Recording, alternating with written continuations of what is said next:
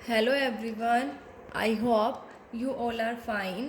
आज हम twelfth economics के अंदर जो हमारी इंडियन इकोनॉमी चल रही है उसके अंदर सेकंड चैप्टर में आज हम अपना नेक्स्ट टॉपिक करेंगे। ये हमारा लास्ट टॉपिक है, इसके बाद ये चैप्टर जो है वो फिनिश हो जाएगा।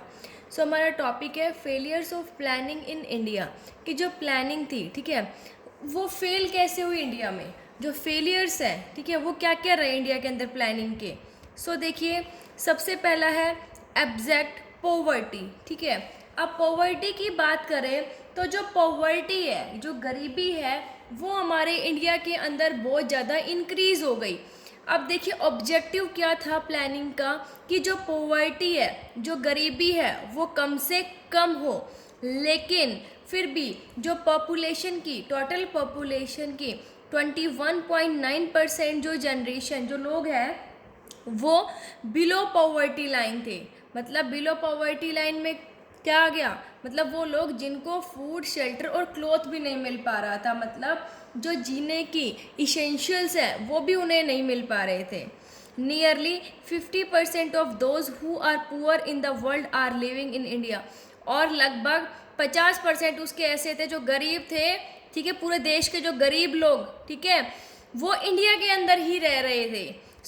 जो पॉवर्टी है वो भी काफ़ी इंक्रीज हुई, डिक्रीज की बजाय क्या हुई, इंक्रीज हुई, ठीक है। देखो पॉवर्टी जो है वो, उसका मेन ऑब्जेक्टिव क्या था कि कम से कम करना, लेकिन फिर भी जो पॉवर्टी रेट है वो फिर भी अगर हम देखें तो काफ़ी था।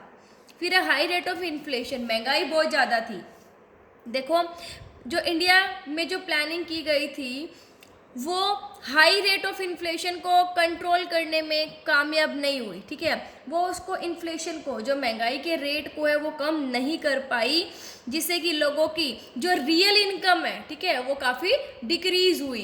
क्या हुई, कम हुई काफ़ी, क्योंकि महंगे होने लग गए प्रोडक्ट्स, ठीक है, तो उनकी जो रियल इनकम है वो काफ़ी डिक्रीज हो गई। अब मान लीजिए एक पेन 5 रुपीज़ का आता है, ठीक है, और मेरी इनकम है 10 रुपये, तो मैं कितने पेन खरीद सकती हूँ, 2, ठीक है। तो ये जो 2 पेन खरीद सकती हूँ, मेरी रियल इनकम है जो 10 रुपये।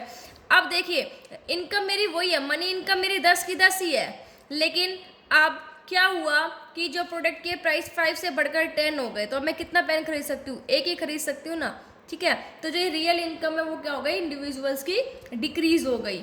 उसके बाद अनएम्प्लॉयमेंट क्राइसिस आया, बेरोजगारी हुई काफ़ी। देखिए, though employment opportunities are created but not able to provide full employment, क्या कि जो एम्प्लॉयमेंट अपॉर्चुनिटीज़ है, लोगों को रोजगार के अवसर प्रदान किए गए, क्रिएट किए गए, लेकिन फुल एम्प्लॉयमेंट जो है वो प्रोवाइड नहीं हुई।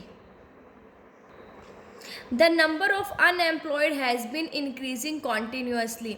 जो अनएम्प्लॉयड, ठीक है, जो बेरोजगार लोग थे, वो कॉन्टीन्यूसली बढ़ते ही जा रहे थे।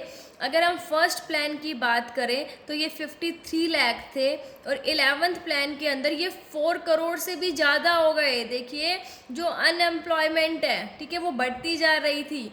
और मार्च 2016 के अंदर इसका रिकॉर्ड कितना था, 4.35 करोड़, ठीक है। सो देखिए कि जो अनएम्प्लॉयमेंट रेट है वो काफ़ी इंक्रीज हो रहा था। एम्प्लॉयमेंट अपॉर्चुनिटीज़ क्रिएट की गई, लेकिन उसके बावजूद भी जो अनएम्प्लॉयमेंट है वो काफ़ी इंक्रीज हुआ, लोगों को फुल एम्प्लॉयमेंट प्रोवाइड नहीं हुई।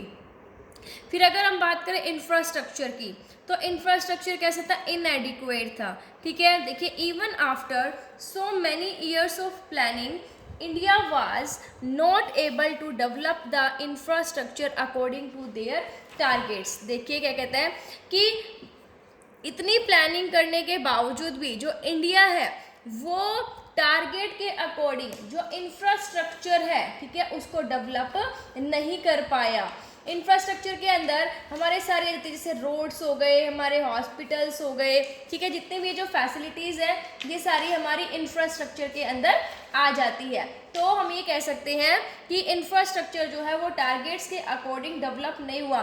जो पावर, रोड्स, जो डैम है, ब्रिजेज हैं, स्कूल्स हैं, कॉलेज हैं, ठीक है, वो इतने डेवलप जो है वो नहीं हुए, टारगेट के अकॉर्डिंग मैच नहीं कर पाए। फिर स्क्यूड डिस्ट्रीब्यूशन था, मतलब इक्वल डिस्ट्रीब्यूशन नहीं था इनकम और वेल्थ का। Richer are getting rich and poor are getting poor. जो अमीर है वो और अमीर होते जा रहे थे और जो गरीब है वो और गरीब होते जा रहे थे।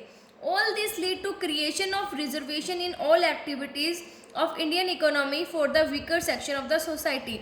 जिसने क्या किया था, इसी वजह से कि इंडियन इकोनॉमी के अंदर जो वीकर सेक्शन है, ठीक है, उनका क्या हुआ, उनकी रिजर्वेशन कर दी गई, उनका रिजर्व कर दिया गया। ठीक है, आज अब देखोगे कि जो गरीब है, जो SC/BC में आते हैं, उनको काफ़ी कोटा मिलता है, रिजर्वेशन है, तो इन्हीं की वजह से हुआ था कि जो इनकम और वेल्थ जो है उसका इक्वल डिस्ट्रीब्यूशन नहीं था। सो इन कंक्लूजन हम क्या कह सकते हैं? In conclusion, we can say that there is a failure of implementation and enforcement of planning in India due to inefficient administration, dishonesty, red tapeism, etc. हम ये कह सकते हैं कि जो रेड टेपिज्म, एडमिनिस्ट्रेशन अच्छा ना होना, डिसऑनेस्टी के कारण जो प्लानिंग है वो इंडिया के अंदर, जो प्लानिंग की इम्प्लीमेंटेशन है, एनफोर्समेंट है, वो फेल हो गया। ठीक है, सो आई होप आपको ये टॉपिक समझ आ गया होगा।